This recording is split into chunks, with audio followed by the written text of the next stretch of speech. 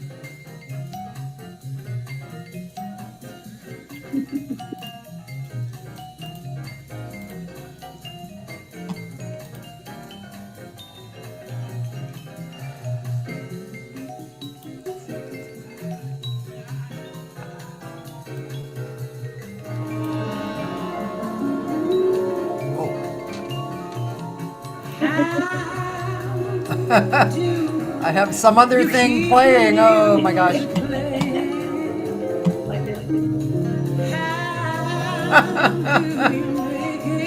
Oh my goodness.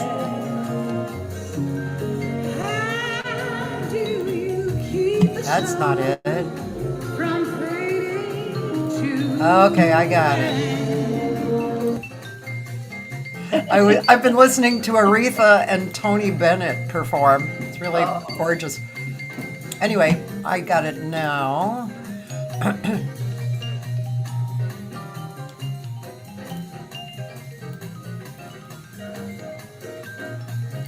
Really gorgeous.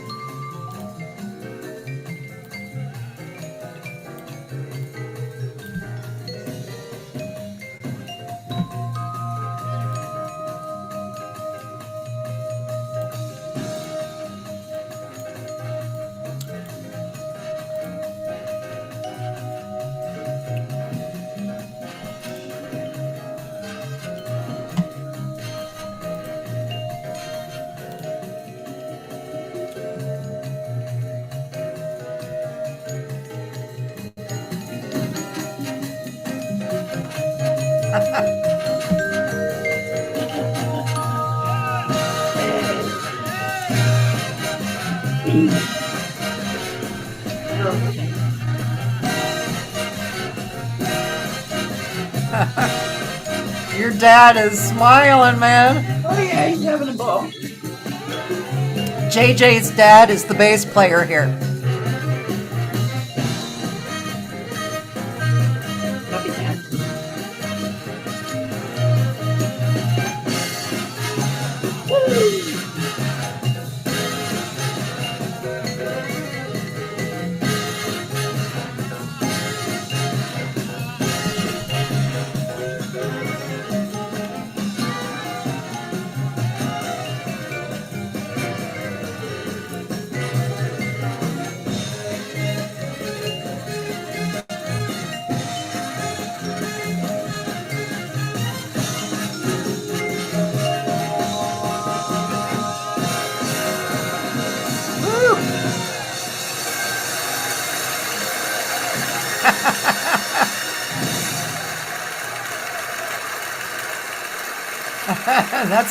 That's only the first song, right? Oh my God. God, that's great. Well, this is JAIJAI Jackson. And hello, darling. So happy to be here. Just getting my stuff together here. Here we are. Come on. And Interesting. Let's see. Where did the rest of my stuff go?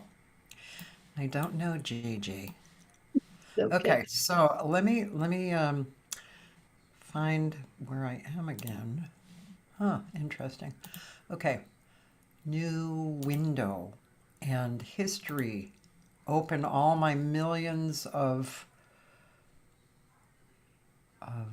yeah. Well, first let's just start with Facebook, and then that'll be so happy to be here. Uh, I think you know, anyway, interesting. Uh, okay, here we go. Do that. Do that. Oh my gosh. Yeah, Okay, good to be back. I am here. Hi, Joel. Hi, Nora. I know. Joel says, wow, that cat can play. So true. Okay. Well, JJ, JJ is an unusual guest. We don't usually have somebody who has your history, your career in history. And it's been a long one. And Mhm.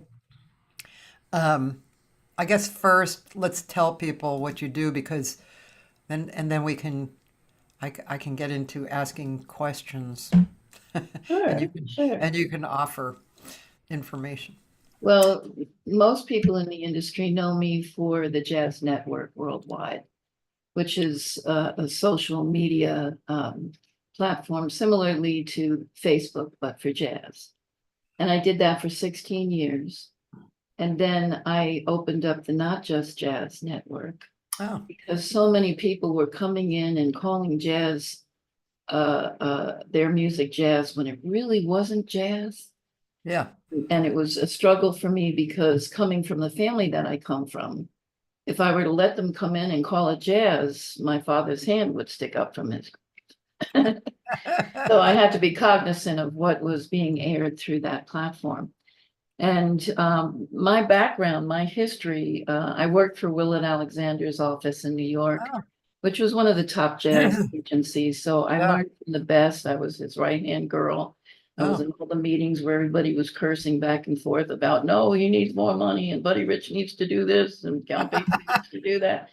And wow. so I learned from the best and I just sort of walked the walk of working in the industry in different facets so I could be equipped for what I'm doing right now, Yeah, which is promoting artists from all over the world yeah. and finding new artists that integrate their genre, culture, flavors with jazz.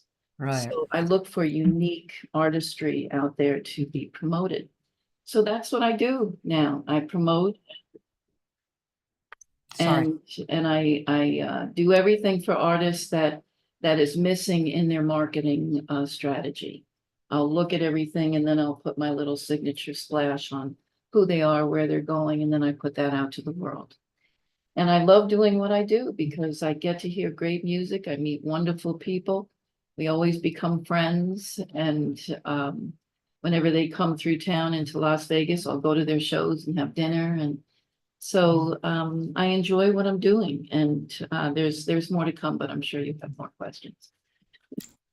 I do. Yeah. I've known JJ for a long time, but I've never been involved in your world, you know? So, Yeah. I yeah. you I think you were a member of the Jazz Network, if I remember I think correctly. so too, but it was probably a while ago. Yeah. It's been shifted to the Not Just Jazz Network for the past 3 years. Uh, So I let that so go. so you gave up the Just Jazz and then you made the not Just No, the Jazz Jazz or Network Worldwide is still it's uh still alive. yeah, It's just the parent company to the Not Just Jazz Network. I see. Yeah, so it works that Yeah. way. So if you're an artist, why do you join Just Jazz or not Just Jazz? Not just jazz.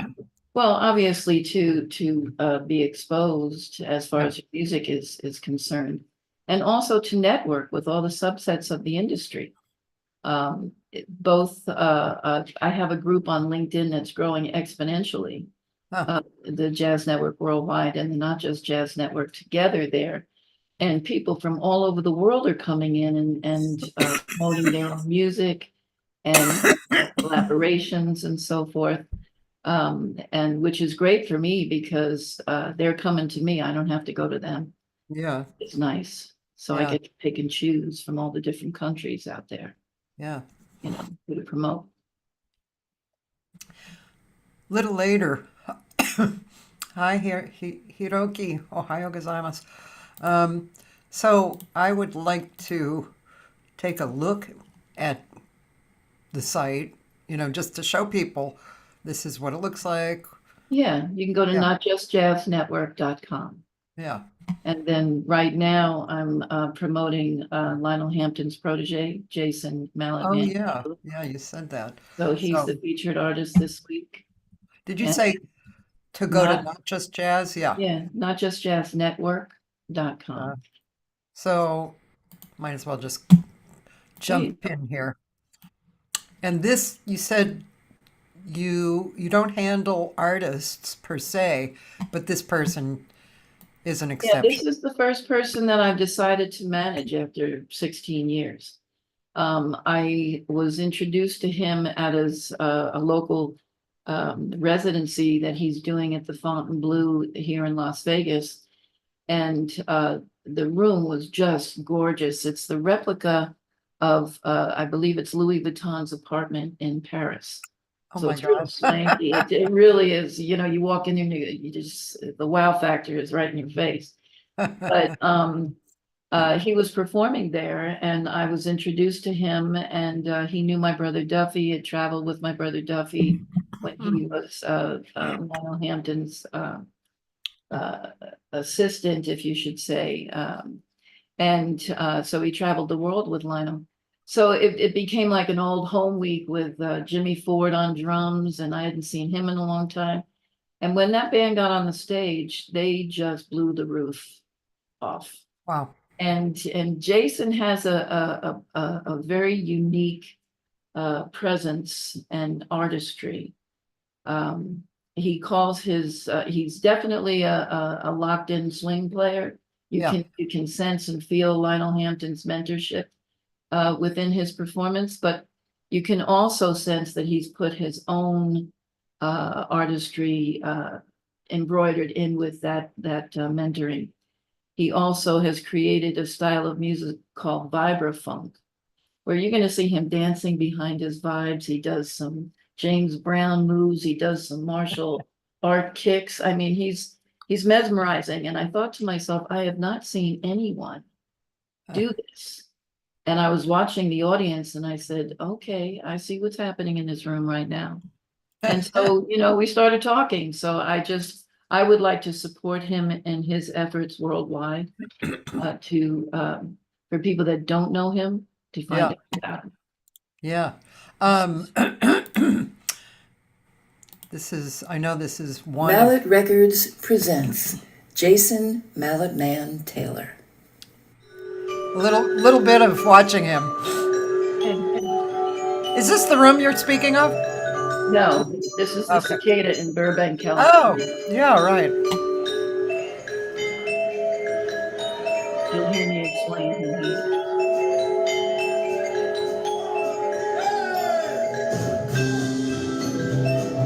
When Mallet Man steps on the stage, get ready to brace yourself for an evening of musical excitement. As a leader of the locked-in groove of swing, you'll find his music begins to lift off and the fun begins.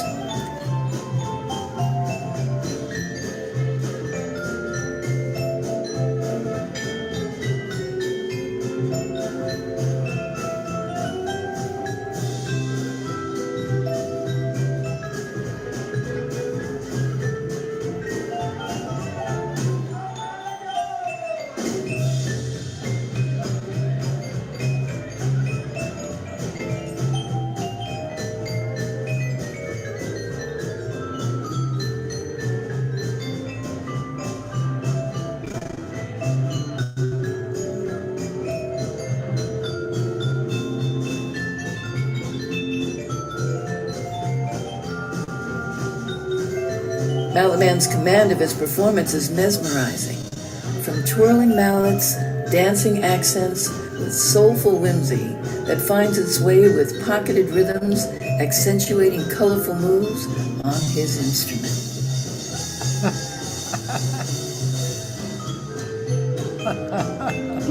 Taylor is known for his unique presentation of jazz, R&B, and swing, creating a signature sound that he calls vibrafunk. He describes it as the sound of a vibraphone smacked together with the thumping of a bass guitar. While his roots are in jazz, Taylor has expanded into many other genres. His instrument knows no boundaries. His performances attract people of all ages and cultures. Cool. Okay, that's cool. Yeah, that's the Cicada Club. Yes, it is. Okay, interesting. Cool. So, and then your network. Let me just go back to this. So the network. Here we are on the Not Just Jazz network, and there's all these different areas. There's your blog. How often do you keep up on your blog? I'm more on social media than I am on my blogging on the website. Yeah. I'm more active on all the other platforms than the website. But I should probably get to it more. But I'm finding that the social media platforms, I get a lot of responses back and forth. Yeah. You have this gallery of all the people that you've been involved with. Is that? Yeah, that are involved with and that are just, jazz icons in their own way, and have contributed to the jazz music. Yeah. And then I have artists there that, that have some new releases and artist spotlights. And then obviously I break down my services for everybody just to see, what we're doing over here. Yeah. So I kind of touch Right. every point of an artist's career, because many of them, aren't as technology savvy as they'd like to be. So they need, people like me to help them support getting their music out there. That is so true. Okay, this is really cool. Yep. And so these are people you're representing, or No, I'm not representing them. These are people that these are new releases that are out right now. uh-huh. Christian McBride to Kirk Whalum and Kenny Barron. Kamazi. Yeah, and we're just, I do a couple each week that are new, just to let people know what releases are coming out. Yeah. Are these people under your they're working with you though? These people have been a part of the Jazz Network worldwide for sure. That's why I like to be, cognizant of what they're doing. So Yeah. that's why I put it up. I see. These people have supported the network. Yeah. And videos, Oh, there's unavailable. I'll call that. whatever the top one is. Yeah, I'll get that. Cool. And yeah, and then just about and home and cool. And I break down the not just jazz genres as well, because nowadays it seems like in jazz, it's like going to Starbucks and ordering, a latte with the name that goes from here to your mother's house.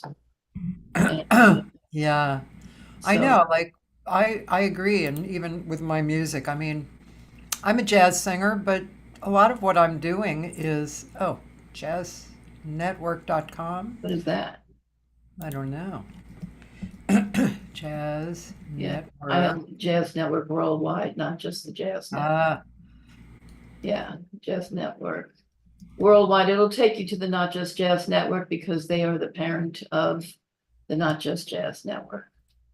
oh, well, my Chrome doesn't. Jazznetworkworldwide.com. The Jazz Network Worldwide.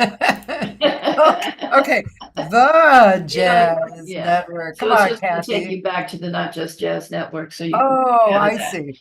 Okay, so Yeah, it would just go back. Okay. yeah, All right. I get it now. okay. Okay. Sometimes we need help. I'm with you there. Okay, so now that we've kind of introduced a little bit of who you are and what you're doing, Mhm. um, let's talk about some history with you. Okay, okay.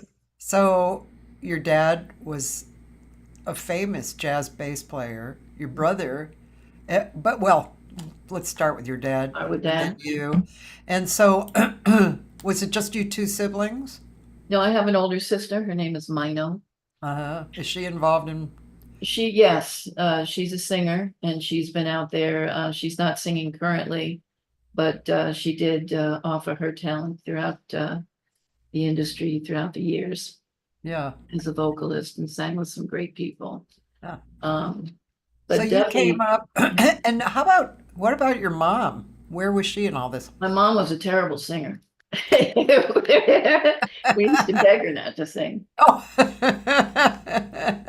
Yeah. My mom was a frustrated model. Absolutely gorgeous, Oh, but not musically inclined at all. yeah. So she marries a jazz bass player. Yeah. And raises 3 kids by the time she's 21. Damn. Yeah. Wow. And you grew up loving music, of course. Was your dad really busy at that time playing? He was constantly on the road, Yeah. excuse me, with the Woody Herman Orchestra. Hmm. And he also had a kiddie show on ABC in New York for 7 years, Oh, wow. where I was on, excuse me, I don't know why this is happening. I was on his show when I was young, clapping for him. He used to play jazz for the kids, and they loved it. And so that's why I am also concerned about education for children, Yeah. jazz music education. I know that you're a teacher as well, an educator.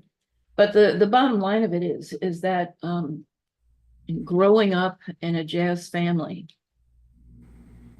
was not what my friends grew up with. They didn't understand, that my father was never around because he was in Europe, Yeah. was performing.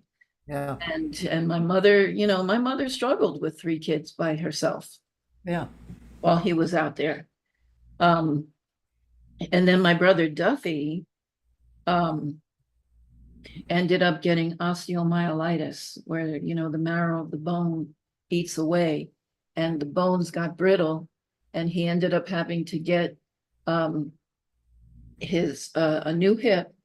But the bottom line of it is he had to get both legs stunted Oh, from this disease.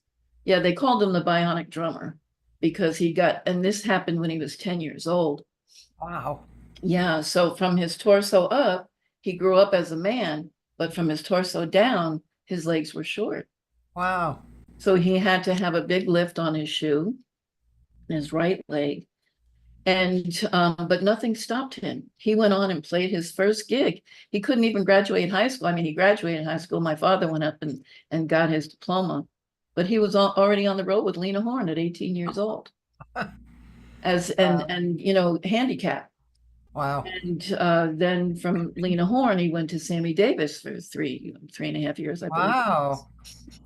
And then from Sammy Davis, he went with the Count Basie Orchestra, Lionel Hampton, Artie Shaw's big band to play with Monty Alexander and all the jazz greats. And so Wow. he showed that you can get over anything in life and still do what you love to do. Yeah. He really was. They called him the Johnny Appleseed of jazz because he brought so much love everywhere he went. And my father did the same thing. So what I feel like I've been given the baton of the Jackson family to keep our legacy alive, Yeah. to keep jazz alive, to introduce new artists that have been influenced by the jazz greats, and also just to keep jazz moving along. Yeah. The thing that I struggle with, and I'm sure you do too, for those of us who know what real jazz is, the jazz festivals today are a mishmash of everything but jazz. Yeah. And I struggle with that. I challenge people on it because, these new buyers are young Yeah. and they're listening to today's music. They're not listening to the people that have laid the groundwork for today's music to occur. Yeah. And so, I mean, I'm not asking for a jazz festival to be just ding, ding, ding, ding, ding, ding. Yeah. Yeah. I'm looking for, all the colors and the flavors mixed together, but mention that that's what this is. Yeah. This is not what we know American jazz to be. Yeah. And I think that a lot of the festivals are using the word jazz because of its sophistication.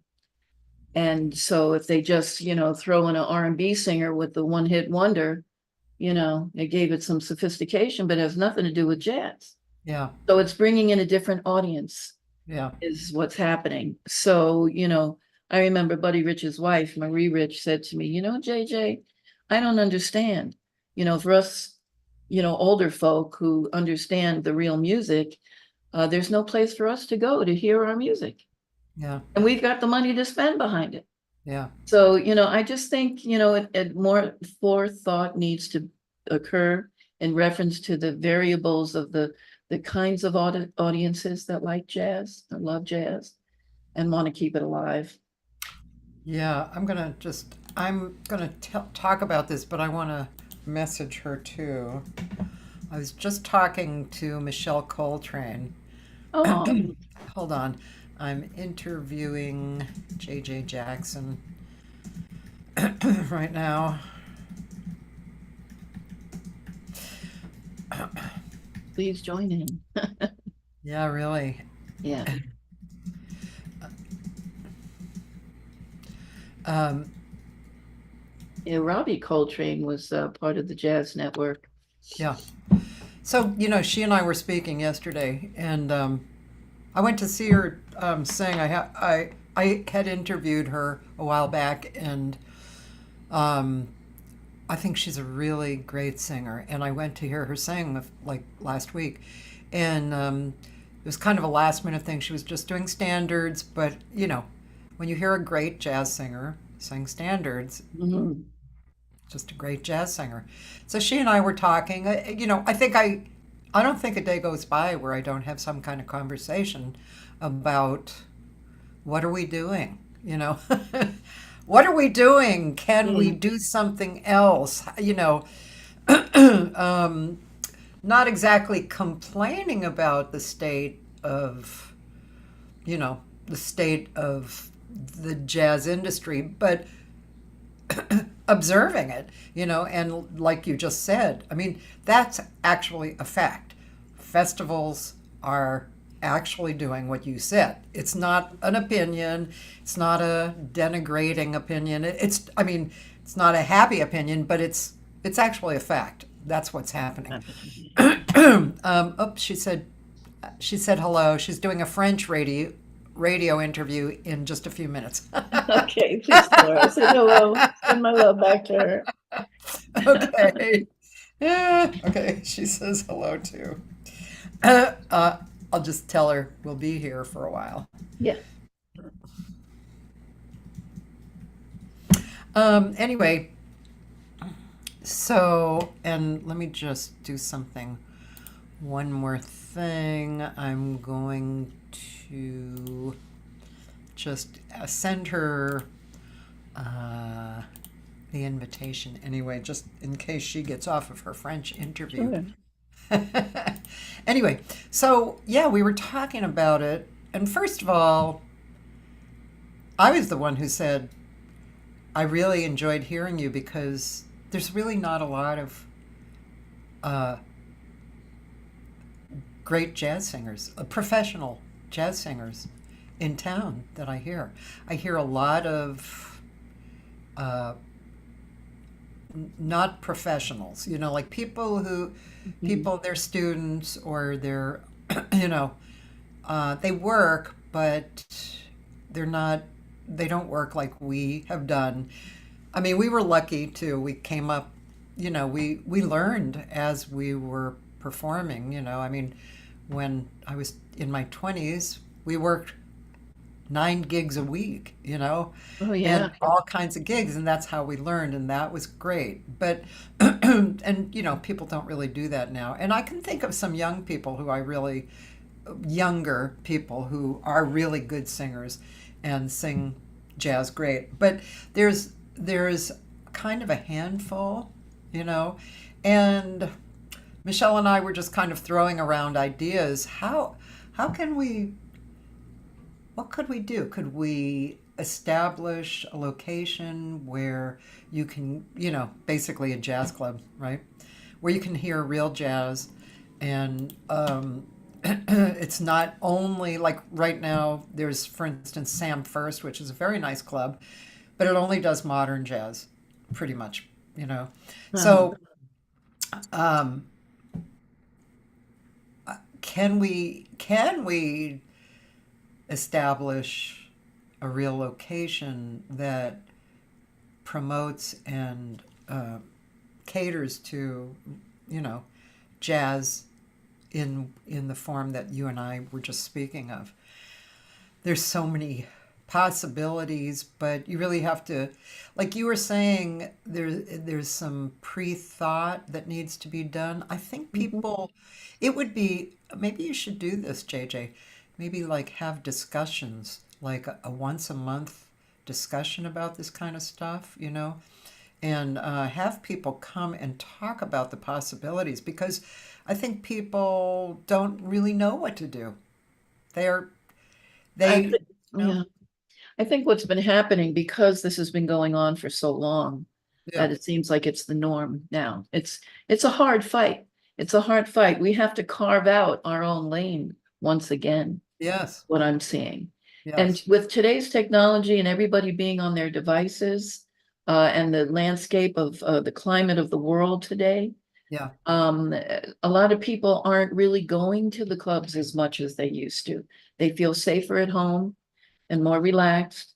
You can have a jazz party right in your house, and what I was thinking, which I thought was an interesting idea that made it affordable for artists that could possibly still make money doing what they do for the people outside of their music and selling their merchandise, is to rent a really nice rehearsal hall or studio and stream from there and have people come and pay for the performance and do this consistently.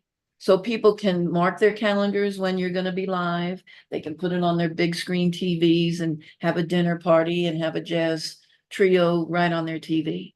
And, there's so many different variables that could occur here, but technology just keeps ringing a bell with me that this is what I believe needs to get done. Because, and plus, not only the cost to go out today with the 2 drink minimums and the cover charge, whatever it is, people are struggling right now. We have to find other ways to get to them, and many of them are right on their devices, sitting on their couch. Yep. So we got to get those passive listeners that would love to have the opportunity. And I have hooked up with a couple of different companies that do this kind of thing to see how the following that I have after all these years can be filtered into that platform. Yeah. That's just one way of doing it. But I do see some jazz festivals out there that are, some straight ahead traditional jazz festivals. And if you look in the audience, I would say more than 50% are all white-haired people. Yeah. Yeah. We have to, but we have to offer our music to them because they're the ones that really love it. They Yeah. grew up around it. They have stories behind it. Yeah. They have their favorite songs, when you retire and, as time goes by, they'll listen to those songs that meant something to them to have remembrances of life. So that's, yes, in answer to what you're saying. The way I'm looking at doing it is through technology. Well, I And agree with you. I mean, the, I keep thinking that the paradigm has to change and shift because of technology. You know, we're not selling CDs anymore, so right. how are we going to make money?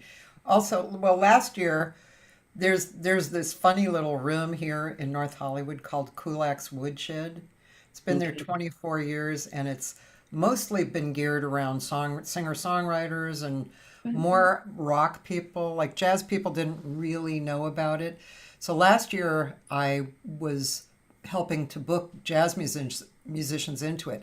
It's not exactly a venue, it's a video recording studio.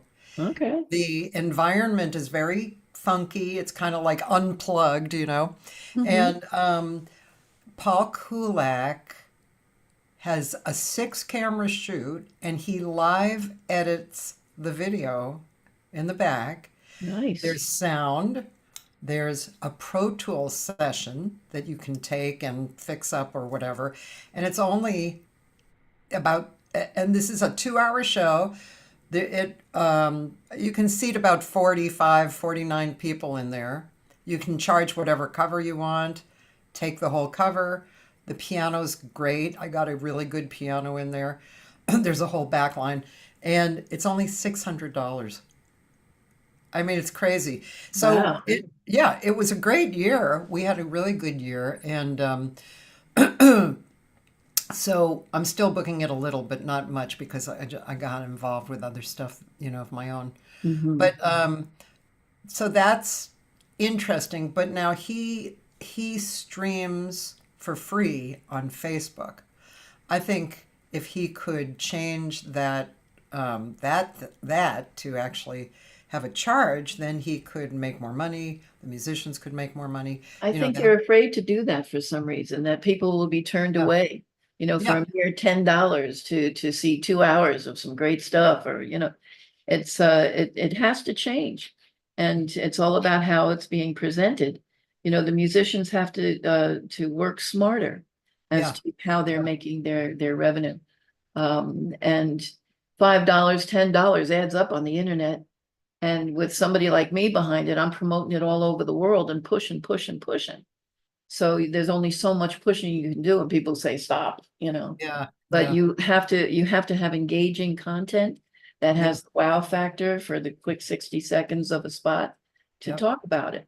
And the other thing is that I actually like to see is how the jazz people that are well known, that are on the scene and are booked on all the festivals, how they integrate with today's music, with different artists, different genres, how they relate to each other.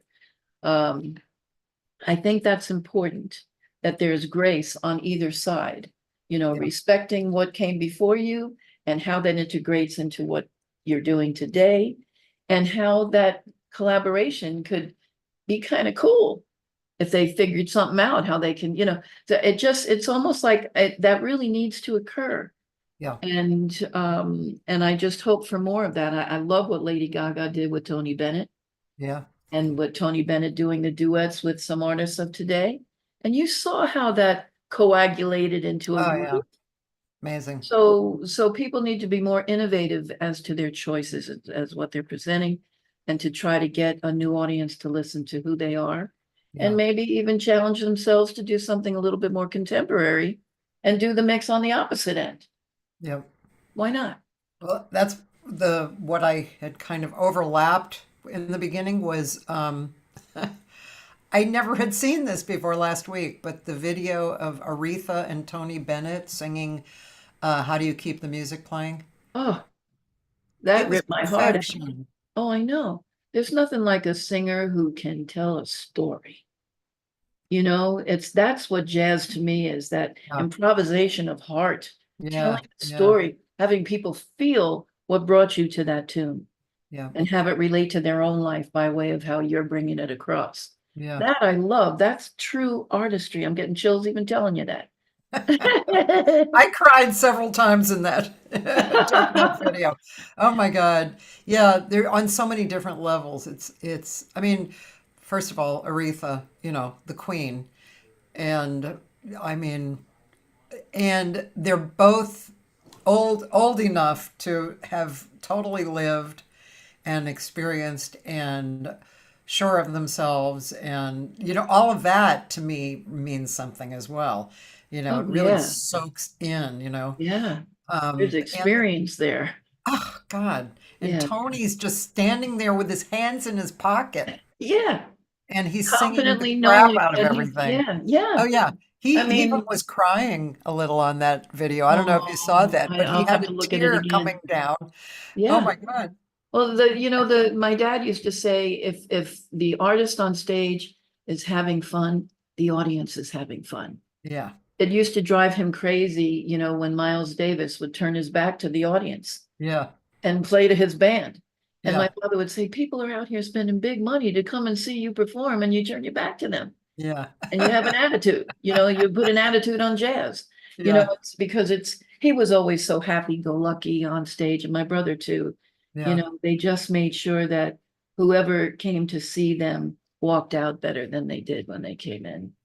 yeah, Yeah, the uplifting, the fun, the happiness. yeah, Everything isn't always so horrible in life. yeah. He's There's a group, contagious. this is a weird, this is kind of a weird group, but and I'm trying to wrap my brain around who they are. But anyway, they're called Jazz is Dead, which is a Oh, really catchy name. there's a website called Jazz is Dead. Are you Well, familiar that's with what it? I'm talking Oh, about. okay. This Oh, all right. group, they're Okay. young guys. They're in their 30s, maybe 40s, and they're creating these concerts, recordings like all over the place, and they're um, uh, sorry, what's his name? Let me just what oh, okay. Okay, so they've mixed and matched Henry Franklin into these young musicians, just like what you were talking about. Oh, They okay. combine it, they put them on the road, they treat them well, they pay them well. They also reach out to like Javan from Brazil, and Oh, I've been to concerts downtown in the big theaters, and there's a lot of people attending. So their reach is really large. Anyway, but good to hear that. that's a very innovative thing, Yeah. and I even think the name is, it's very catchy, right? It's Jazz is catchy, dead. but it's also a downer on a level. I guess maybe people are looking at it like, okay, well, let's see why jazz is dead. Yeah, they're attracted. Like, what is Yeah, this? yes. So Yeah, it's catchy. It's yeah. catchy. But jazz is not dead. Let's put Jazz that out is there. not It dead. pays It's my going through bills, okay? changes. It's just going through changes, right? Yeah, But I as mean, it should. yeah, it's always reflecting the moment, Yeah. always, or it should be anyway. Once you put improvisation into it, Yeah, it can lead you anywhere. yeah. Um, so my cousin used to work for Willard Alexander, but out of Chicago. Ooh. His name is Doug Siegel.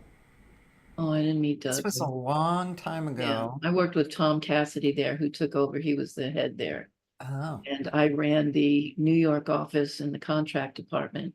yeah, And I did all the contracts for all the big bands and all their artists that were there. So, I learned that part of the game yeah, and negotiation and then also, the different provisions. And at the end of Basie's life, I had to make sure that his rider made sure that there was a ramp for his wheelchair and, things like that yeah, so we could still have his excellence. But that was a real learning curve for me, yeah, the contracts, because it helped me in the rest of my career and understanding how important it is to be able to negotiate and to get what you're worth. That's the one thing that used to drive me crazy with musicians. They would take a gig, because they needed the money, they have to support their family, but it costs them to, $100 to get there, and now they might be making 150. and then they go home with $50 exhausted, and having to pack up and cart their own things. And I mean, I saw that in my own family growing up, until it didn't happen like that anymore. But it's still happening today. Yeah. And they're not getting the props that they deserve Yeah. as established musicians. And they're not being offered the proper money. I've always believed that don't negotiate your worth, Yeah. because they're making money off of you, from their food to their drinks to their cover charges. And when I hear that these clubs today are charging performance fees to the artist in order to get on their stage, and then if you don't make that money, you don't get your money back. I Yeah. mean, who created that? Yeah. There's no job out here that does that to people. No. And music is saving souls, especially in today's landscape of the world. Music is soothing people. It's relating to each other. And to see that the clubs are doing this to artists is absolutely ridiculous and unfair, and should be changed. And that's where I would be more of an advocate. People study all these years. Look at you, for all the years that you've done what you're doing. And then, you have to deal with that on the other end. Yeah. No, it's not human. Don't get me started. I think it's too late. And yeah, I think so too. I mean, it's you opened the door, but it's truth though. It's truth, and it needs to be recognized. And the people who are supporting these artists and going out there and doing the negotiation, and you tell them, this is what we need, this is what it's going to take, and they come back with 50% less. Where do you stand there? That's an embarrassing moment of, what are you trying to do, and how come you're not, giving respect to someone who's going to fill your joint and make you money and Yeah. give them what they're worth. Yeah. So, and then you have to, how many followers do you have on social media before they book you? I mean, and a lot of these artists don't want to have to do their social media. And when they do, it doesn't really help support what they're doing, because they don't really know what to do. Yeah. So that's why I wave at them going, I'm here, I'll help you. Let's streamline what you're doing. Yeah. Let's revamp everything in the way that you're not making money, if you will. Yeah. And so, it might be easier for other genres, but not for jazz. Jazz, it's been tough, and it's constantly tough. It hasn't changed. How Yeah. about the Grammys? The Jazz Awards are given on the side, and you're lucky if you get recognized. That does a number to me too, as everybody's out here doing their sweat equity. So I use my voice, and I don't care what people say, Yeah. because it's true. Yeah. And there's a good handful of some great artists out there that this is happening to. And then they get discouraged, and then they don't want to do it anymore, and they'll go get a day job. And then we miss out on their beautiful heart and music, because they gave up. So, somebody's got to spearhead this. And I'll be happy to work with you on the side and think about some things that can be done. And I'll push it out there myself. So, I'll get off my soapbox now, but I think I made my point.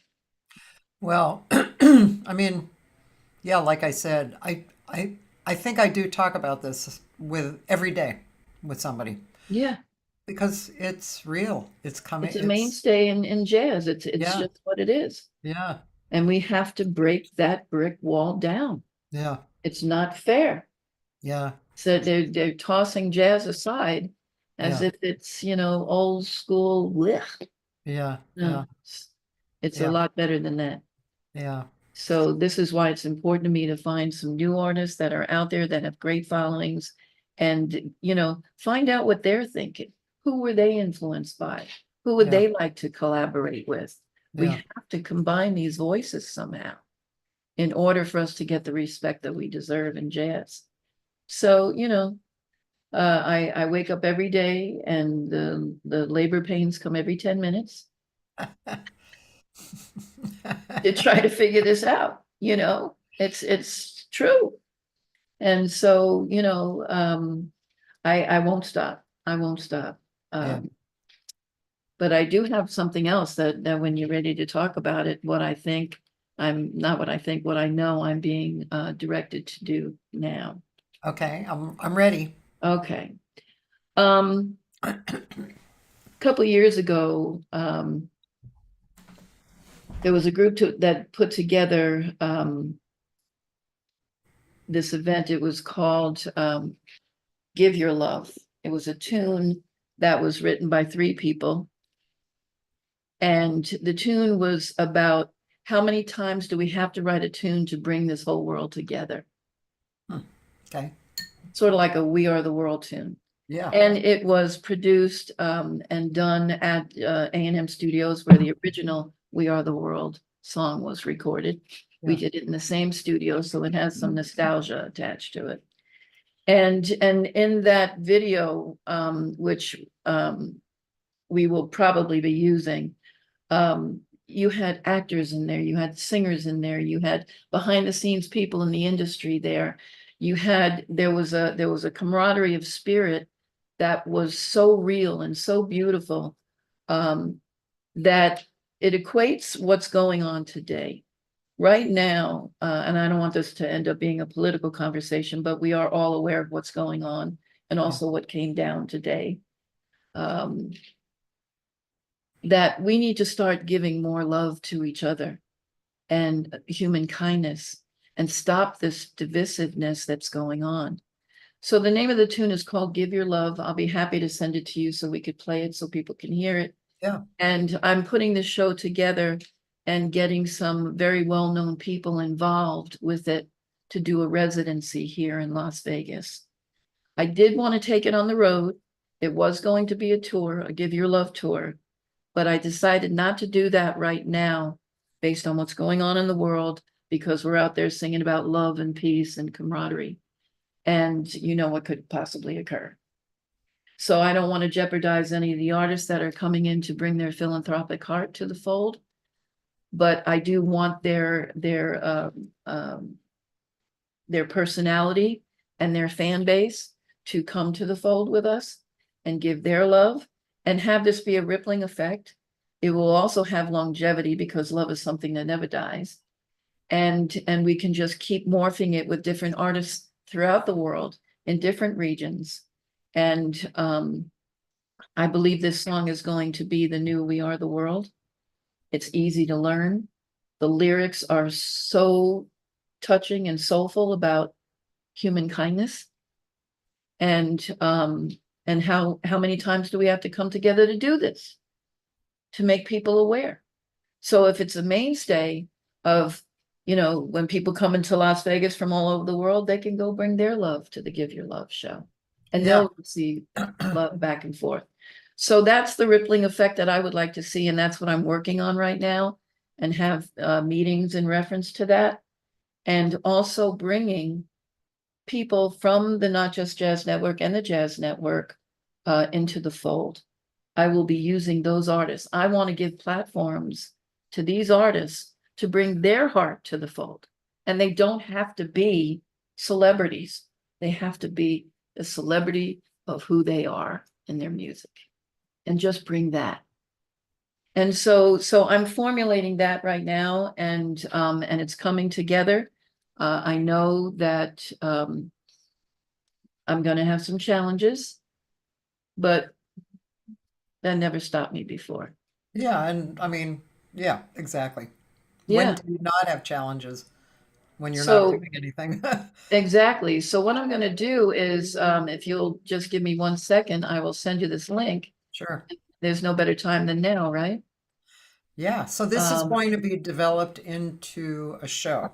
Yes, yes. And this is the main song. Where should I drop this? Should I put it in Messenger? Can I do that?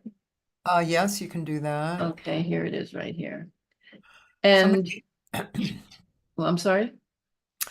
I was just saying that somebody has sent you a message from Oh, Jazz Anarchy. who's that? And I don't know, but it says, what's the best way to send tracks to A&R, SoundCloud, or SongSpace, or something else? I have an in, so it wouldn't be a cold introduction, but I have to reintroduce myself. I don't know if that's a question that you I'm not are- sure what the question is. What's the best way to send tracks to A&R? SoundCloud or SongSpace? SoundCloud is fine. Yeah. I Yeah. think so. A lot of people have SoundCloud. It's easy for them to get to quickly. Yeah. I just sent you the link to the song. The singer is Gavin Christopher, who has since passed away. He was a big part of this project.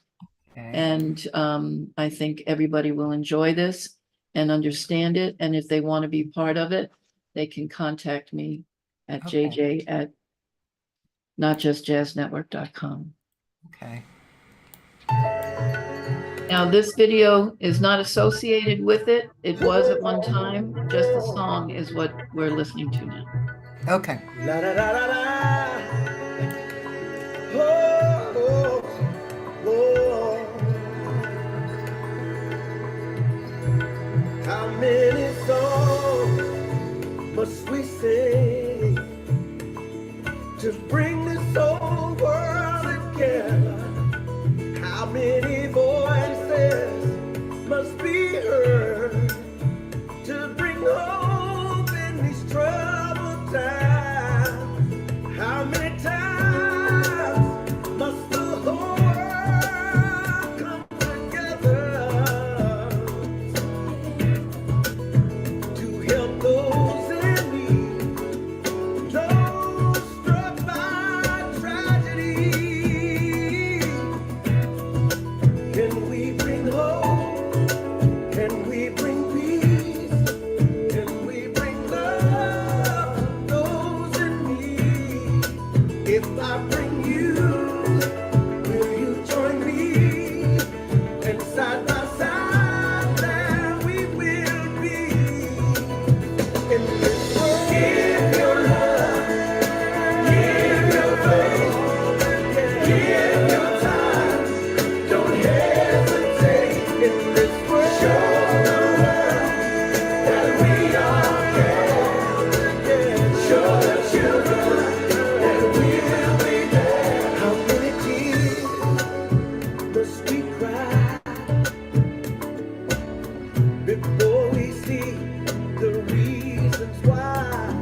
How many days must we pray to bring love and a brighter day? How many times must the whole world come together to help those in need, those suffering needlessly? Can we bring hope? Can we bring peace? Can we bring love to those in need? If I bring you, will you join me? And side by side, we will be in this world. Give your love, give your faith, give your time. Don't hesitate. Show the world that we are here. Show the children that we will be there. Let's make a day where every country, every state can move the world, even when your feet can't. Especially when you're fighting life like a heavyweight. Let's look around, who can find it? Don't hesitate. For sure, with the world, I try to make a better place for a better day of living for the kids' sake. For all the suffering and the pain that it did make. In God's time, we'll have peace. Let's go. Show the angels from up above that this world is still filled with love. Show the children that we are here. And eternally we'll always be there. Give your love, give your faith, give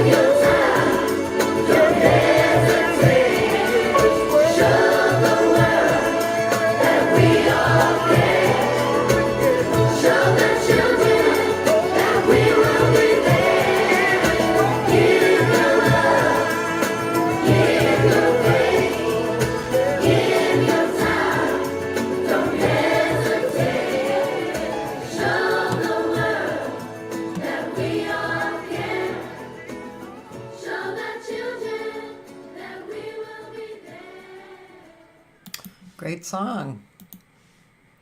Yeah, Yeah. I mean, the fact that here we are incorporating a rapper and a children's choir and a choir, just to tap into those other areas of offerings. Because we're leaving this world to our children. We got to do something. We have to have a voice Yeah. that changes the dynamic of what everybody's thinking right now. And so, music always saves it, right? Yeah. So that's my latest quest. And it's gonna happen, and it's gonna have longevity. And pray for me out there, people, because I'm trying to bring love to you. Okay, so with this particular song, Yes. so you are going to be creating a show that will have a residency in Vegas. Yeah.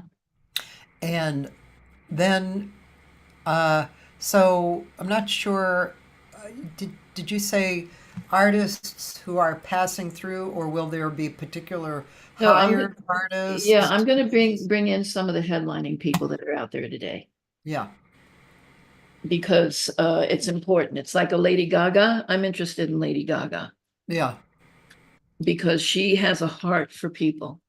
yeah, And she understands jazz, and she's also into pop and all other whatever she else feels like doing. yeah, And the residencies, I'm still working that out because of other people's schedules, how that will work. But I think maybe 2 residencies a month would work. And then coupled with that would be other artists from the Not Just Jazz Network and the Jazz Network to fill in between. Will this show be happening every night? If I'm lucky, because right now I'm looking for the actual venue for the home. Yeah, And I have some very interested people that can make this all happen. yeah, So that's why I say pray for me, because this is a baby that needs to come alive and touch people's hearts. And then I'll know that I've done everything I could to, help facilitate getting artists heard, listened to, understood, and paid. yeah. Who is writing the show? I can't tell you all the particulars right now. Okay, but there is somebody. There, Yeah, yes. And I have Mo Pleasure. I don't know if you know Mo Pleasure. uh, Oh, well, he was Earth, Wind and Fire's musical director for 8 years. oh, He is works with David Foster when David Foster comes out and talks about which wife got what song in that divorce, because he's been divorced like 9 times or something. And then Mo jumps on the piano behind David and plays the tunes. But he's played with everybody, from Ray Charles to Patty Austin to George Duke. I mean, he's played with everybody from jazz to pop. And Bette Midler's musical director. I mean, he's the one who's going to handle all the music for me and all of the artists and all the variables that's going to come through. yeah, But there is the thread of what this show is all about, which is giving love, putting Yeah. our guards down and Yeah. and caring about one another. So there'll be, different videos and stuff like that will, be enhanced with performances to back up. Will what there we're doing be for us. other, I'm guessing there'll be other music in the show? Yes, absolutely. There has to be. I have a song I'm going to send you. Okay, absolutely. I'd love to It's a hear it. great song. Yeah. So this Um, is the beginning of what could possibly occur, because I put the shell together, I put the basic system and structure together. So now it's like putting in the artists that complement those residencies and so forth, that keep the message going. yeah. That's important to me. So I'd I love think to hear that's you. great. I think that's very admirable. I yeah, I don't know. I mean, I have whatever. I feel like something's percolating in my mind, but I have a few people who I know who are along these lines. There's a singer in it's not Turkey and it's not Greece. It's I can never remember where she's from. She's very talented. Her name is Alexia Vasiliou, and she's involved with the UN, and she does a lot of uplifting events, and she's a great singer and a wonderful person. So she's on that side of the world doing this. And also there's Ricky Kej. I don't know if you know him. Mm-mm. And he's Indian. And he decided a number of years ago to only do music that was related with uh, helping humankind. And Like he's that. become extremely successful. He's a great composer and arranger, like, really top of the line, and a very nice person. So, And is he in India? yeah, Kej, Kej, very nice person. And yeah, he'd be a really cool person to reach out to as Well, the well. beauty of this is that the whole world needs love. It's the only reason Yeah, why I picked Vegas is because that's where I am, yeah, and I can and people come here from all over the world. yeah, But I am also looking into other countries having the Give Your Love show there with the artistry of that region, so they can speak to their own people. And they'll hear the song, the Give Your Love song, and that can be, translated into their language, however they want to do it. The key is to just get the word out that people are tired of the hatred, of the vitriol conversations, to losing friendships and family members by way of their belief systems. It doesn't make a difference what language you speak.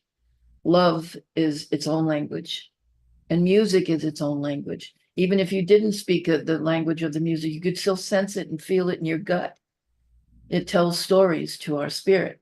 So yes, I do want this to have a rippling effect across the world, because that's what the world needs now, is love, right?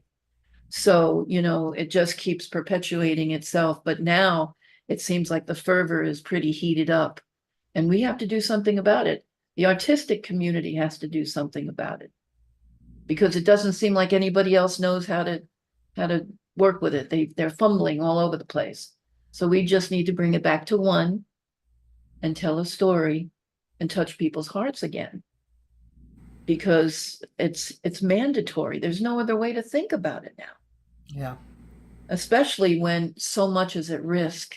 yeah, The common denominator here is love, and is human kindness and compassion. And we have to get back to that, because we're going off a cliff. yeah, And so I'm praying that music will save it. I'm praying that whatever you believe in your life as a supernatural power will help guide you into the understanding of the vessel that you are, that can bring to the fold, because we all need each other. yeah, We're all one of a kind, and we all have a story to tell. So, divine appointments of meeting different people that can, just like you mentioned, two people right now that could come to the fold, that have that same sort of consciousness and heart space to understand. So that's beautiful. There it is right there. So it has to start in a grassroots level in order for us all to get the message. It's yeah, really coming from. yeah. Well, I love your ideas. Thank you. Doing this show, actually, since I started the day the pandemic started. And that's why I have so many people I've interviewed. Yeah. But at some point I realized, I mean, I know I've been a musician all my life, a jazz musician, but I never quite saw how significant we are across the planet. And I really felt like we actually balance the planet out. If there was no music, the planet would just be a piece of Well, rock. well, yeah, war, Yeah, yeah, war, and people just trying to get over on each other, yeah, which will probably always happen on some level. But again, the artistic mind, the creative heart has to get quiet and think about what their contribution could be. yeah, I don't care if it's in their local community or the extension of how many people might know them. utilize that platform. We don't have a lot of time to do this. Right. So we have to be conscious together and get that collective together to, work it all out. And so, this is a project that was put on my heart, and it's very important to me. So, and especially with all of the great artists that have come through the doors of the Jazz Network and worldwide, and the Not Just Jazz Network, I want to be able to be a facilitator for those artists to have a chance. I want them to be heard. I want to be able to promote them. I want them to tell their story. I want them to give their opinions, because a lot of this conversation has a rippling effect into other people's hearts and might spark, Yeah. what they can do or how they can sponsor or become a part of the fold. Right. So we just have to trust that energy in each other, Yeah. that we understand what's needed, and let's bring all these years of wisdom to it. Yeah. And the people that we know, because if it's going to be ongoing, we need each other. We need to, not everybody can be on the first show, but this can have that rippling effect, and I believe it will be if I have anything to say about it. Yeah. So that's really what's on my table now. So I'm looking for artists that are well known in their regions, that have a following that they can reach out to. And those are the first people that I'm going to be speaking to. And then we'll go down the tiers from there, just based on the offerings that people submit. Yeah. But I have to give a chance for people to give their love. That's really what's happening. Yeah. I'm just the threshold to it all happening. Yeah. And it was a gift to me. Yeah. So I respect it, and that's my focus now, really. Yeah. Really. After all these years of doing what I've been doing, it just seems apropos for my life today. And then I can sit back and watch my grandchild enjoy her life and bring her little love to the fold for her friends and stuff like that. Right? But That's great, JJ. yeah, I'm Great. I'm happy to be with you today. I'm glad that we, finally got together with each other Yeah. and got to have this kind of conversation, because I know that you are loved out there, well loved out there, and I've been watching you for a while, and I know that you would be a great asset to what we're talking about right now. Yeah. Yeah. Absolutely. Yeah. Thank you. And I agree. And I can feel stuff kind of, as I said, percolating. And Yeah. it's like, yeah, I'm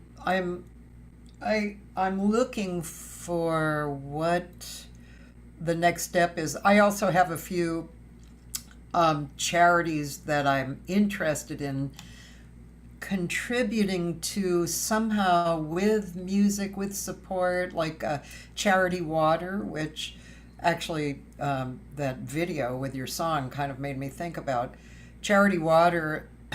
I'll tell you the story about it. It's really a great story. This, I forget his name right now because I haven't really looked at it for a while, but I contribute every month. But so an American guy was in New York, and he became the king of parties. Like he would Okay. have people pay to go into one of those huge party areas and have music and party. And so at some point, I think he turned a certain year old, maybe 40 or something. And he just thought, I'm kind of tired of this. I want to do something significant. So he joined, which it looked almost like from the video, this was in the video possibly, but there's a Mercy ship, the ship that goes to places like Africa and with doctors Yeah. and, treats. And like Doctors Without Borders kind of Yeah, thing. and for nothing. So he decided he wanted to go, and he had to actually pay them to go. They wouldn't pay him, and they gave him a position of photographer. So he would go along, like, with people and walk back to their village and take photos of, all the different things that were happening. And he he was horrified to see horrible conditions for drinking water. Villages would have to walk 5 miles, and then the water was horrible. And so it moved him so much. He went back to New York, and he wanted to build a well. And so he held a party, and all the $20 went to building the well. So, and this started about 25 years ago, I think, 25 years ago. And now, so that company, that organization, it has a separate financial thing that helps the administration. And then, like, if you were contributing money, it would go towards building wells. And they've built wells all over. And, you can follow it up. And it's really a great story. That, and also recently I watched Kiss the Ground. I don't know if you've heard of that, but on Netflix you can watch this. But Okay. and Woody Harrelson narrates, and it's kind of a documentary, and basically the Earth on the planet, 2/3 of the Earth on our planet right now is dead dirt. It's not soil. Uh-huh. And there is a simple way to turn it around, which they have been applying. There's a man in France who's one of the heads of agriculture, and I don't know all my information, my details, but anyway, there was a big convention. He spoke. There were several countries who got on board with it. Not the U.S., by the way, but farmers from the U.S. have Yeah. joined it.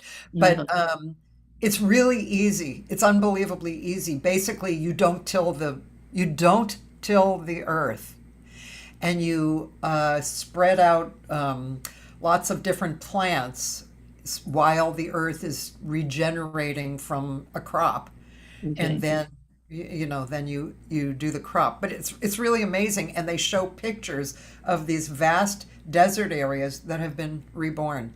That is, if we don't do anything for the earth in the next something like 25 years, the earth is going to start dying.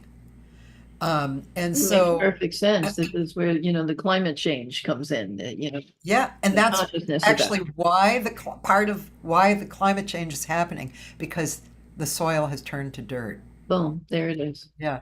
So these kind of things too, I mean, to me, these are like, that brought me out of apathy, out of what's Mhm. going on with the planet. I Yeah. mean, I admit it. I'm apathetic. It's like, how? I mean, I'm living in a nice area, and I have a pretty good life, but generally speaking, what's going to happen with my grandchildren? When they get to be 20, well, how is the Earth's condition going to be? It's So our responsibility it to is. yeah, to do Yeah, something for our yeah, children because we're leaving it to them. We've seen a beautiful part of life so far. yeah, yeah. We're in our last chapter, if you will. Right. And we have to really use everything we've ever learned to try to help this planet and for the children. They're so Yeah, innocent. If you noticed in that song, the children's choir, they're singing out, please help us. yeah, yeah, They need our wisdom. yeah, They need our support and they yeah, look up to us for all that. So, we have to be reverent to that and hope that other people feel the same way we do, that yeah, can come to the fold and sponsor and help and support. Because this is going to take a lot of money, yeah, but I'm not worried about it. I'm not yeah, worried about it because I think, love is the answer to everything that's going on in the world right now. That has been a mantra in my family as long as I can remember. Depending upon anything that would happen, we would all look at each other and say, well, love is the answer. This is how we're going to answer that. This is yeah, what we bring to that. And then things start to level out and make some sense. And thank God for love, yeah. and that's in every category of life. It Love is. heals. It So, is. I read a great philosophy book that said, and as soon as I read this, I thought, Yeah, that's the truth. It said all emotions stem out of only two emotions, love and fear. Yeah. So when you're in a predicament and you're thinking, what am I going to do? You can just view it. Am I thinking out of love or am I thinking out of fear? It's very simple, you know. Well, fear, false evidence appearing real is what fear stands for. Yes. So if you look at this false evidence appearing real, the only way that you can combat that is through love. Yeah. Trust that you can move through those fearful thoughts. We all have fear. We Yeah. all think, is it going to be good enough, or am I going to be okay? We Yeah. just have to trust. Yeah. I remember saying to Monty Alexander once, because he doesn't read music, Monty Alexander. Oh, really? I couldn't believe that with Yeah. his artistry. Yeah. And I said to him, what do you do when you hit one? Not being able to read music or charts, whatever. And he said, I trust myself. Boom. So anything that's challenging or anything that you're out to spearhead something, trust yourself. Don't let fear make you stumble. Yeah. Let love be the answer to why you're doing what you're doing. It's not just for yourself. This is going to be for the world eventually, and it's going to seep through. All of us have a certain, corral of people that follow us and listen to us and believe in us. Start where you are. Yeah. And then those people will bring it to the next level of who they know. Yeah. It's that old commercial, they'll tell two people and they'll tell two people. And, so let's tell everybody. Why not?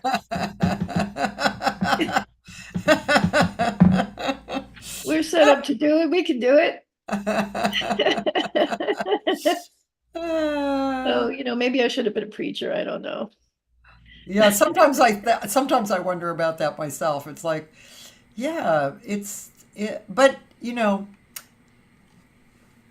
I guess I'm going to include you.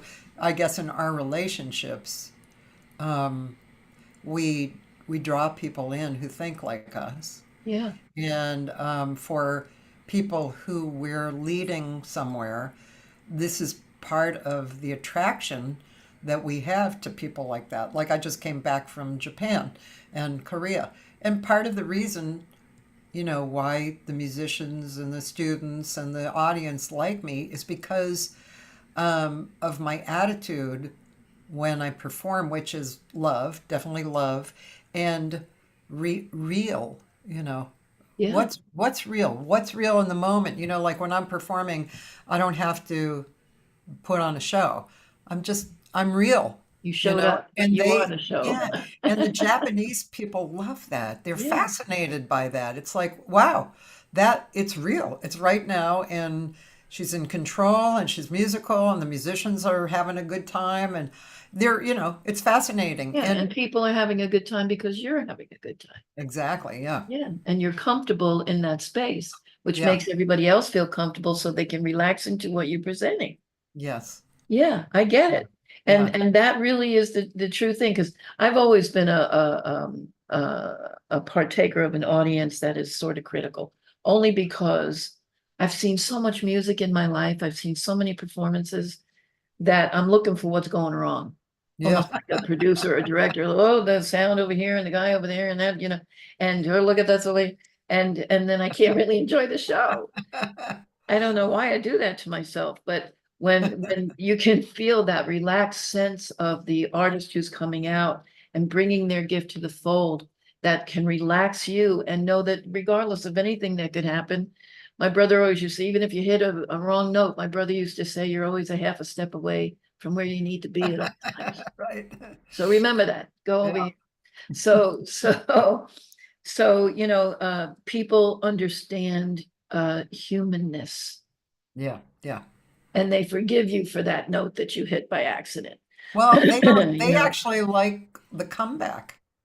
yes, exactly. And the That's what's attractive. fortitude, Yeah, no fear. Okay, I hit a yeah, wrong note, but I'm going to get right where, yeah, so you're teaching as you're singing and yeah, performing, yeah, and you're speaking to them on other levels that you don't even know. yeah. but you were brought there for a reason, and all of you were embroidered into that experience. So that's the takeaway. Yeah. Not only for you, I was looking at some of the pictures of your trip that you were posting, and I was like, wow. I thought to myself, she's really got the balls to go that far and start teaching and doing and not knowing the language, but yet you were still able to find your spot within it all. Yeah. I commend you for that. Thank you. I was watching and I see, and that takes a lot. Yeah. It takes a lot of preparation, a lot of soul movement, and a lot of life experience, which you have. That's Yeah. why you're there doing what you're doing. Yeah. So, You have to be brave a little, you know. yeah. Because you could sit at home and just think, no matter how good you are, you could just think, well, I don't want to go for whatever reason, Mhm. So yeah, but like you said, trusting yourself, Yeah. trusting that's Be that. vulnerable Yeah. to who you are and Yeah. your gift. Hmm. My Yeah. dad used to say, don't go on the bandstand and try to wing it. Yeah. You go on knowing what you're performing, because if you go and you wing it and you have a train wreck, you're having a train wreck in front of everybody. Yeah. Do what you know works. Yeah. Don't take any chances. And I understand that. I understand that. Um, I don't know if you knew that I sang with the Buddy Rich Orchestra. No. Oh yeah. It was the strangest experience of my whole life, I have to tell you. Because, I was working at Will and Alexander's office, and I had the power of attorney to sign Buddy Rich's name on his contracts because he could never come in. He was always on the road. So I would have to call him and say, Buddy, Wolf Trap wants you for however much. And he'd go, Wolf, and it's like, yeah, I want more money. And I'm going, okay. And I give it back to the agent. But the bottom line of it is that through that experience, Buddy was very good friends with my father, and they were in a group called Big Four years ago together. And he came in one day and he said to me, I'm going to be on the Johnny Carson show tonight, and my daughter Cathy is here at the apartment in New York. This is in New York. And why don't you go and meet her? I think the two of you really like each other. You have a lot in common.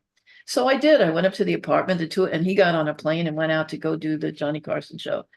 And we watched it together, and we found ourselves giggling and telling stories about being jazz babies, and had so much in common.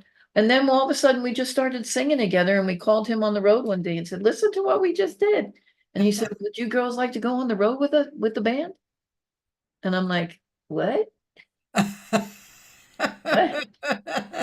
And I mean, well, I'll tell you more stories afterwards, but it was really an experience. I mean, the job we did right before we left was Madison Square Garden, where they were doing a series of trying to put music during intermission and the basketball games. And we were the first, tryout for that, the Buddy Rich band. And my Jeez. first gig was Madison Square Garden, for God's sake. And I was so nervous, my knees. Remember the rock, the dance, the rock, and you bend down and hope that you can get back up again. And I remember doing the rock and saying to myself, my knees are shaking so much, I don't know if I can get up. But that was an experience of a lifetime for me. So I left Will and Alexander to go on tour for a month, all throughout the UK, Wow. Scotland, Wales. And to be quite honest with you, deep in my soul, I wanted to be a comedian. I didn't want to be a singer. I wanted to be a comedian. And but I didn't do it because I just went into the business world, but I love to make people laugh. But when we came back, I realized that I did not want to be a singer. I did not want to be on the road. I did not want to be in a bus looking for fish and chips at 3 a.m. in the morning in a town that we didn't even know where we were. And I just thought, put all this makeup on and then I got to take it all off again. And I just didn't feel it. Yeah. And I think I'm purposed where I am now, just based on my family, their legacy, keeping that alive and carving out my own niche of making people feel good and acknowledged for not letting fear take over in their life and bring their artistry across. So I really love working with people that need that kind of support, Yeah. because I can honestly feel my gifts start to vibrate. And I go, oh, they need that there, they need that, this will all come together. you know, and then when it's all out there, everybody's happy. And then I'm, Yeah, yeah. you know, so that's, you know, that's my quest now. So this Give Your Love show is an additive to everything else I have on the table, but it's super important to me and it's in the forefront of my everyday so far. So we gotta give that love and we're gonna do that and, you know, just continue to offer each other our authentic selves so we can make this mark that we need to make in the midst of what's going on. Yeah, That's all I can say. yeah. Um, Well, and that's really all you can do. I mean, it's, you know, we each have our abilities. There's another word I'm trying to think of, but we each have our area of ability. And if we, I know you agree with this, but if we do ourselves as truthfully and as well as possible, that will contribute to the energy or the creation of the the world. authenticity, yeah. Yeah, because you and I are not going to, you know, get the Republican Party and the Democratic Party to actually put in two new people to run for president. I know. I had a know. little rant on Instagram after the debate. I was like, really? The Republicans and the Democrats they don't know They can't anyone define else it. who's intelligent. This is the best we can do. Yeah, it's unbelievable. But Yeah. anyway, I went on my rant. But so you and I can't really get to them to change their mind. So what can we do? We can do things that we've been talking about.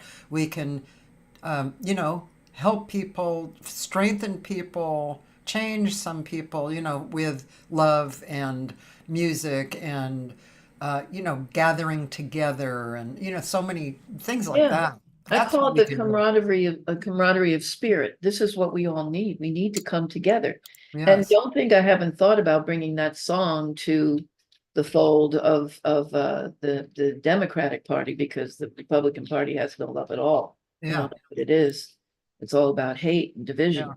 But you know, it's like, why do we work so hard to get as much knowledge as we can as we grow older, and then all of a sudden it means nothing because we're older? Yeah. You know, and outside of not wanting to have a political conversation, we're not happy with either. But Yeah. the one who is the most experienced that pulled us out of the darkest place America's ever been in is the one that we need to focus on right now, because if we pulled him out right now, I think we would end up with Trump as president. I just kind of feel like that would happen. We have to just save ourselves for this last administration, just to complete what they started so we can sort of find ourselves, get back on track somehow. That's all we can hope for at this point, because if we change candidates, that could be devastating. I have a slightly different feeling, but Okay, tell me what that is. Well, I would like to see them come up with an intelligent human Replacement? being. Yeah, replacement, and then the comparison of that person to Trump would be so dramatic, and there wouldn't be any kind of no considerations, you know, that are going on about Biden.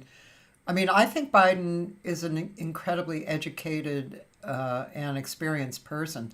I love that. But I just think at this moment in time, there's too many people who are not into him because you know, he's older and how he appears and all that stuff. Even though Trump is obviously a liar and an idiot, you know, I don't know. I think there's probably a lot of people who aren't on Biden's side because of his age and how he appears. And that sincerely is a shame. That's a shame. It is a shame. It's like telling people who have gotten all kinds of degrees that their degrees don't matter. All I would like to see is an experienced person in there that has relationships with our allies. Yeah. and can keep peace Yeah. and keep us safe, Yes. and do something for the people. Yeah. You know, the one thing that is the basic difference is, Trump doesn't love America. He's here all for himself. And even though Biden stutters, or I think Biden was in complete total shock based on what was being spewed at him the other night at the debate. It was lie after lie after lie after lie, and then given 2 minutes to respond intelligently to someone who is trying to fight his way out of prison. And it's I believe in poetic justice, and I believe and I believe in America. I believe that our judicial system will do the right thing at the right time. What came down today from the Supreme Court, it only wakes up people some more to use their vote. I hope That's so. all. That's the only way I can look at it right now. It's about the people. We're the ones who are going to have to make the choices now. Yeah. And thank God for that, because that could be taken away from us too. This is the last chance that we have to use our voices. Yeah. So that's why give your love. Give it. Because we need each other. This is all about us. It's not about these people that we pay our taxes to and get all these gifts and it's okay and they still can spew whatever they're going to spew. No, because we work hard for our money and we have to pay our taxes. And this is what we see is happening with it. So it's up to us to make those choices. And I understand your point of view sincerely. I do. It worries me a little bit based on, It worries me too, actually. yeah, Yeah. but I understand you thinking that way. I do. And Yeah. everybody has their own idea of what they think would work. Yeah. So this is where, we have to use our noggins and trust our hearts and what we believe in and reach out to other people to get to that same place to make Yeah. the right decision for the world. Yeah. Because the world I mean, is watching. It happened when Obama first got elected, his first, election. It happened. People didn't think that was going to happen. Yeah. The whole country and probably the world came out of apathy. You could feel it. Yeah. It's like Yeah. a real Everybody human was being. relieved. Yeah. Yeah. And so it Like did we're in good happen, and it hands. can happen. So we just have to So, trust the process, even with all the yeah. muck and mire that's going on around it. We have Yeah. to trust the process. So Yeah. no, I get it. And I think what we're talking about is really important. And music is a language of its own, so we have to use that to get through to people. And I'd really love to hear your song. More people have to write songs like this right now Yeah. that make people think, Yeah. and then we can act accordingly. Is what I hope for. Yeah. We're in a sad state of affairs, and at the same time, the flip of that is we could feel joy this quickly. Yeah. Choose to. So it's all about a choice. Yes, it is. And so I choose to take this on with love and with everything I've ever learned, so that people can be free and at peace and enjoy their families and the gifts that they have in their hearts. Yeah. Yeah. You sent me a few things. Mhm. Duffy with Count Basie, doing a drum battle with Lionel Oh, do Hampton. that one. People will love that. People love Okay, that. that sounds good. I'm gonna do Yeah, that. because he and Lionel have a great musical conversation together.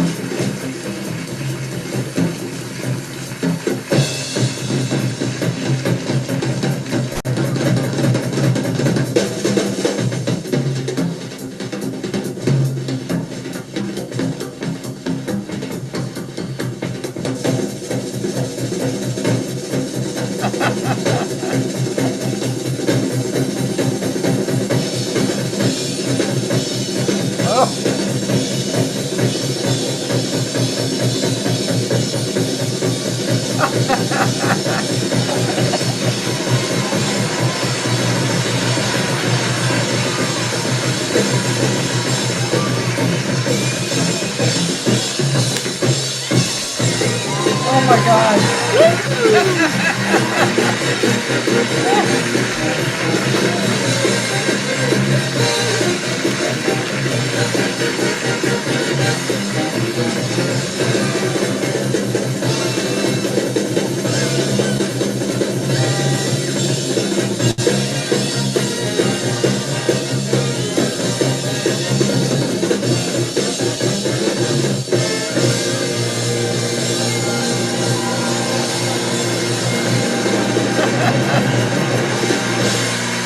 Oh my God.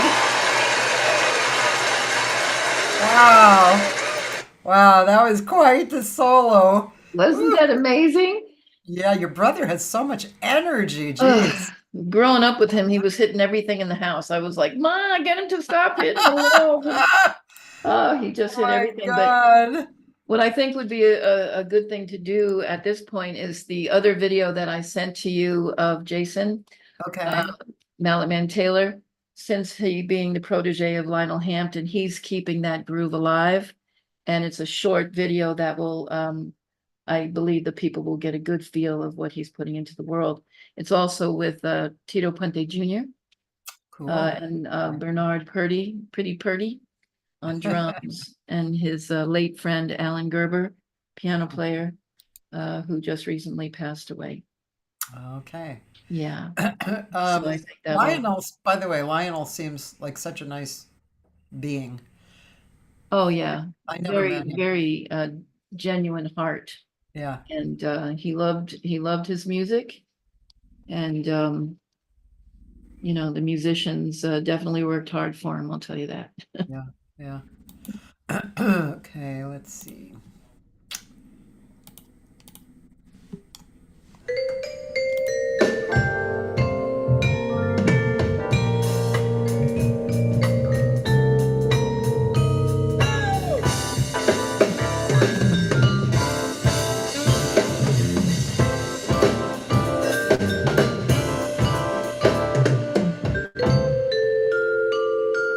Never forget sitting down one Sunday afternoon with my mom. She was started to tell me about music and different musicians, and she always had music in the house.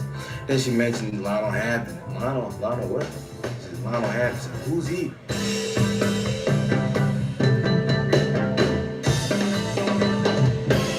Crossroads, you sing. Oye, como va. So this package that I have here, Tito Puente's son, Tito Puente Jr.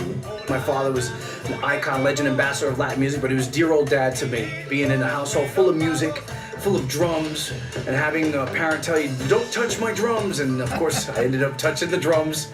Bernard Purdy, you know, the most recorded drum in history. I'm on over 4,000 albums. Between 22 to 2,500 artists that I've recorded with.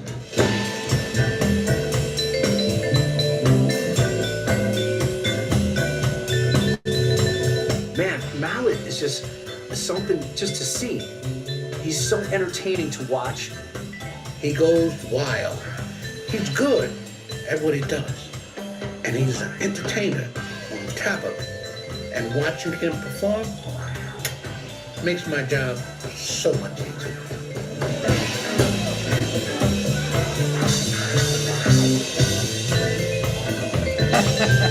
keeping real music alive is my mission, my goal. People don't expect to hear great songs on a vibraphone.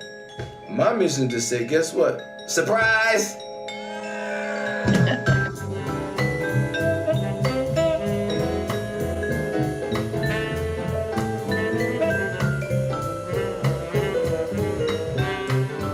Over the course of the next 12 to 15 months, we're planning on bringing a minimum of 6 to maybe 10 of these type of documentary plus concert productions out of the Crossroads. We're gonna put the audience in the room with the artists, not on the other side of a screen, detached from the process.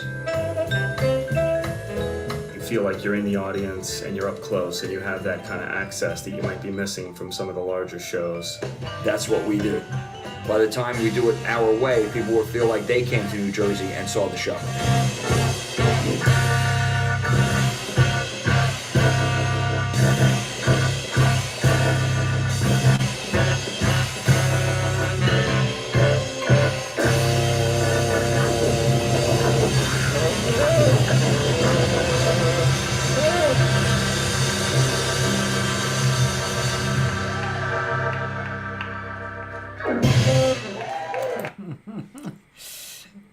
So Cool. you see the fun? Yeah. Yeah. So that seemed apropos. Um, if people want to check him out, he's at malletsplace.com and to learn more. I'll put that, let's see. I will put that into Jason. Yeah, Jason Mallet Man Taylor. Yep, okay. I put that in the chat. Yeah. Well, believe it or not, it's almost 2 hours. Almost 2 So, hours. It's funny, It huh? It was just goes fun. by very fast. Yeah. Yeah. When you're having Um, a good time. Yeah, I think everybody always says 2 hours. I don't have anything to say for 2 hours, but it's just a hang, and it's we Yeah. talk. Where the talk is so interesting, Mhm. and obviously inspiring sometimes. Yeah. These are the kind of conversations I like. Where the juices are flowing for me too. Oh, hi Cheryl, girlfriend Cheryl Barnes, another wonderful, great jazz singer, right? You know Cheryl, Yeah. right? Yes. Yeah. um, and on the side here, I've been starting a new document to gather the thoughts that are percolating. Good. Good. Your name is on it. Oh, good. I love So, it. yeah, not sure what's going to percolate out, but yeah. Yeah, it's coming. You feel the rumbling of excellence. I I can see it in do. your eyes.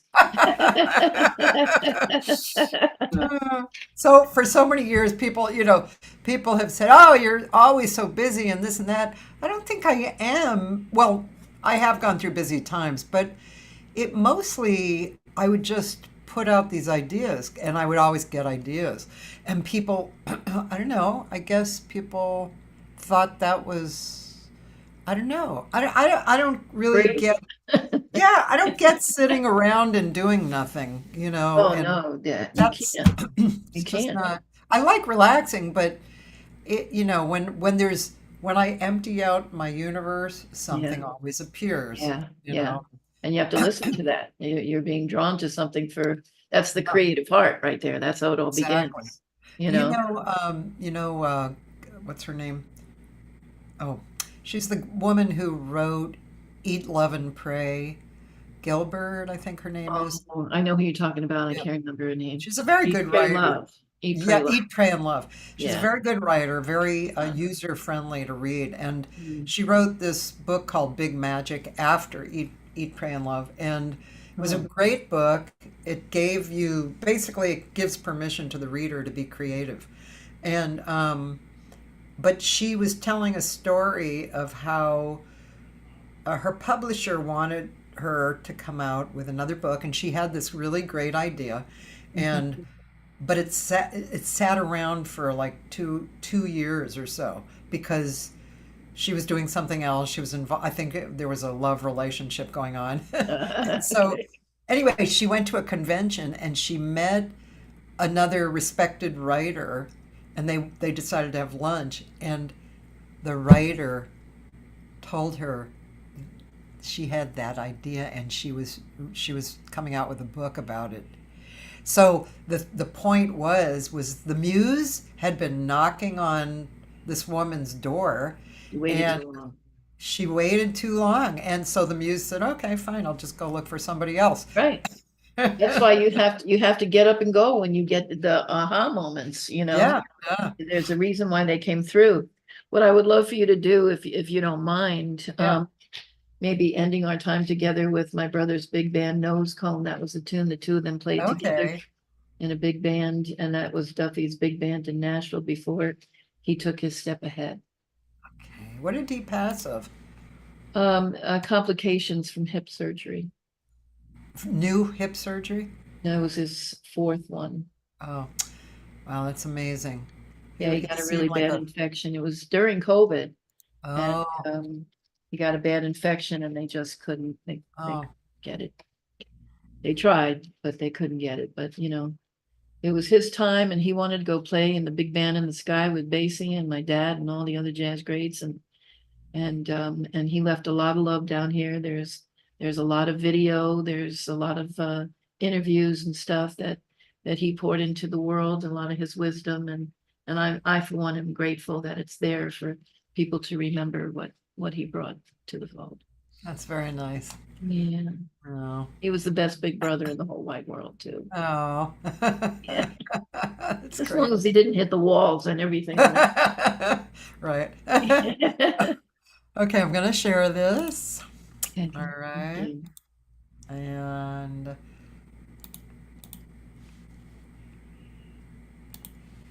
oh, at the Nashville Jazz Workshop. Uh-huh. Cool.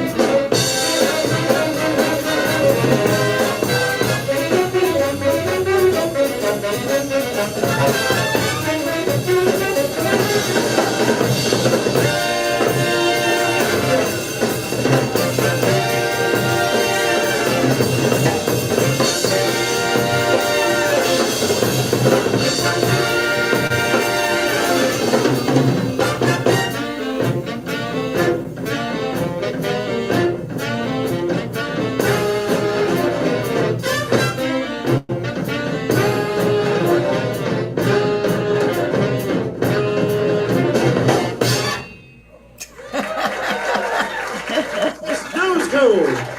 This is Laurie Meacham on the piano once again, ladies and Yes, it is. Don Alico on that alto solo over there. Ow! can Wow. sense my Playing with brother's your spirit. Yeah, playing with your brother must have been wild, to be in Oh, the big yeah, band. yeah, Holy moly. yeah. So we used to have a funny joke when he would go out on the road with the Basie band and he'd come back off tour and he'd be so exhausted. We would beg him not to take his shoes off because we figured there was a lot of funk that went through those shoes. It's like, please take them off in Oh my another. God. Oh my He loved God. playing. He loved playing. Wow. So what a joy it's been to spend time with you today, Kathy. Thank Thank you you so for much. inviting I me. I will be calling you to just chat about various things. Okay. Yeah, I won't today because I have to go to the studio, but I really want to talk and throw around some ideas and Okay. you know Sounds good. and yeah. But Yeah. thank you, JJ Jackson, ladies and gentlemen. It's you don't see people like this very much around. So JJ, you're kind of a treasure. You just gave me chills. Thank you. That means a lot to me, Kathy. Thank you. You're welcome. Yeah. Thanks Well, for all you do. if any of the people that listen to you need any of my services, I'd be happy to meet with them and speak with them and see what I can do to assist in their best self. Okay. Yeah. Thank you, JJ. And next week, for those of you listening, I'm kind of back to one interview a week, usually on Mondays, unless somebody's really out of the country. Like Yeah. last Friday, I interviewed a great singer named Churito. She's a Filipino, but Oh she's yeah, I know. I've featured her years ago on the oh yeah, Cathy Network. Yeah, she's a great singer. great singer. Yeah. So that was Yeah. Friday night at 6. So, but Oh, she's in Japan. So oh, well, you accommodated her. That was nice of you. yeah. I used to have people wake up at stupid hours, and then I thought, I don't have to do that. That's stupid. Yeah, yeah. I had a learning curve. But anyway, next Monday is Alina Gilliam. Do you know her? No, I need She's to a find out. wonderful jazz singer. She lives in Long Beach. Her Okay. husband is a guitar player. Okay. And yeah, she's a wonderful singer. Oh, okay. You'll have to turn me on to her so I can learn about her. Yeah, I will. I Okay. will. All right. All Well, God bless right. you. Have a Thank beautiful day you. today, and thank you for what you do. And it means a lot to us out here. Thank So you, hon. thanks again. Thanks very much, JJ. You're welcome. Bye bye.